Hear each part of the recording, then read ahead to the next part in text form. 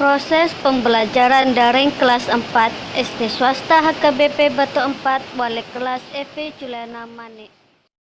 5, 4, 3, 2, 1,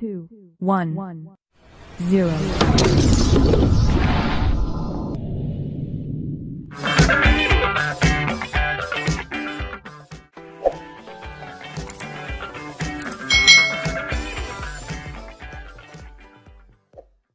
Hari ini kita bersama-sama belajar untuk mata pelajaran tematik kelas 4. Kita belajar di tema 3, peduli terhadap makhluk hidup, subtema 1, hewan dan tumbuhan di lingkungan rumahku. Pembelajaran yang kedua. Mari adik-adik kita belajar dengan penuh semangat. Apalagi manfaat tumbuhan di sekitar kita dan apa hak dan kewajiban kita? Nah adik-adik, pada pembelajaran kali ini kita akan belajar apalagi sih manfaat tumbuhan di sekitar kita dan apa hak dan kewajiban kita. Mari adik-adik kita simak bersama-sama. Sebelumnya adik-adik sudah belajar tentang tanaman padi. Betapa banyak manfaat dari tanaman padi ini. Sebagian besar orang Indonesia menjadikan nasi sebagai makanan utama. Begitu juga Beni. Beni makan nasi sebagai makanan pokoknya. Nah, di sini ada posternya adik-adik ya, untuk adik-adik semua. Bijak menggunakan, merawat, dan memperindah. Nah, dalam pembelajaran ini kita juga akan belajar bagaimana kita bijak dalam menggunakan atau mengkonsumsi nasi dalam kehidupan kita sehari-hari. Setiap hari Beni, adik, dan kedua orang tuanya selalu makan malam bersama.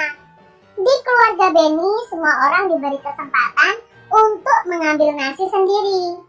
Ibu Beni berpesan, ambil secukupnya. Adik Beni sering tidak menghabiskan nasinya. Alasannya karena ia sudah kenyang. Seringkali ibu mengingatkannya, namun adik Beni belum juga mau menghabiskannya. Berbeda dengan adiknya, Beni selalu menghabiskan makanannya. Dia selalu mau ngambil secukupnya. Nah, ini tadi adalah cerita tentang keluarga Beni dalam mengkonsumsi nasi sebagai makanan pokok mereka. Ada perbedaan antara sikap Beni dan adik Beni. Sikap Beni yang selalu menghabiskan makanannya dan mengambil nasi secukupnya. Sedangkan adiknya itu berbeda. Dia tidak pernah menghabiskan nasinya yang alasannya sudah kenyang. Apa yang dilakukan adik Beni terhadap makanannya? Coba jelaskan alasanmu adik-adik. Lalu, apa yang dilakukan Beni terhadap makanannya? Nah, apa yang dilakukan Beni terhadap makanannya adik-adik? Manakah yang menurutmu telah bersikap bijak terhadap makanan? Beni atau adiknya adik-adik? Lalu jelaskan alasanmu. Ya. Ketika adik Beni membuang makanan, kira-kira menurut adik-adik siapa saja sih yang dirugikan? Nah, ketika adik Beni makan malam, apakah dia sudah mendapatkan haknya? Lalu ketika adik Beni membuang makanannya, apakah dia sudah melaksanakan kewajibannya? Ketika Beni menghabiskan makanannya, apakah dia sudah melaksanakan kewajibannya? Tanaman mempunyai banyak manfaat untuk manusia. Selain untuk makanan, tanaman itu juga menghasilkan oksigen. Kita berhak menikmati manfaat dari tanaman, namun kita juga wajib untuk bijak menggunakannya. Salah satu cara bijak dalam menikmati manfaat dari tanaman adalah dengan tidak membuang-buang makanan. Coba adik-adik bayangkan kalau semua orang seperti adik Beni tadi. Berapa banyak nasi yang terbuang sia-sia setiap harinya? Lalu berapa banyak sumber daya alam dan energi yang terbuang setiap harinya? Bagaimana dengan adik-adik semuanya? Sudahkah adik-adik memanfaatkan makananmu dengan baik?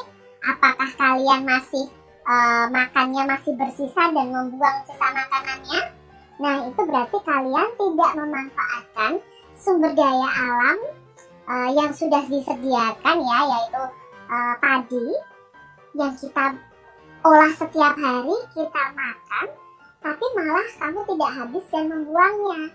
Itu sangat tidak bijak adik-adik. Jadi mulai sekarang adik-adik saat makan ambil nasi secukupnya dan kalian makan sampai habis. Berpikirlah sebelum kamu membuangnya. Ini adalah proses dari penanaman padi dari awal ya adik-adik ya, mempersiapkan sawahnya sampai menjadi nasi. Nah, sebelum padi ditanam itu, sawah itu dibajak adik-adik oleh petani ya, dibajak tanahnya supaya tanahnya bisa ditanami padi. Itu waktunya 1 hari. Lalu padi ditanam itu hari ke-21 sampai ke-30. Jadi hari ke-21 sampai ke-30 itu petani menanam padinya. Padi mulai berbiji itu pada hari yang ke-100. Lalu padi mulai dipanen di hari yang ke-120. Nah, padi diambil dari sawah oleh petani. Lihat ini proses dari padi ditanam sampai siap dimakan itu prosesnya lama loh adik-adik, sekitar 132 hari. Bayangkan betapa susahnya menjadi seorang petani ya. Setelah padi diambil dari sawah lalu padi dijemur dulu adik-adik, lalu digiling. Nah, biji padi siap jadi beras kalau sudah digiling adik-adik. Betapa susahnya ya. Alangkah buruknya jika kita membuang-buang makanan kalau melihat ini. Nah, berpikirlah terlebih dahulu sebelum adik-adik membuang sisa makanan kalian. Perhatikan gambar berikut ini. Nah, di sini ada 3 gambar. Gambar A, B, C. Nah, adik-adik perhatikan ya. Coba gambar A itu sedang apa, gambar B sedang apa, gambar C sedang apa. Nah, pertanyaan berdasarkan gambar tadi. Apa yang dilakukan orang pada gambar tersebut?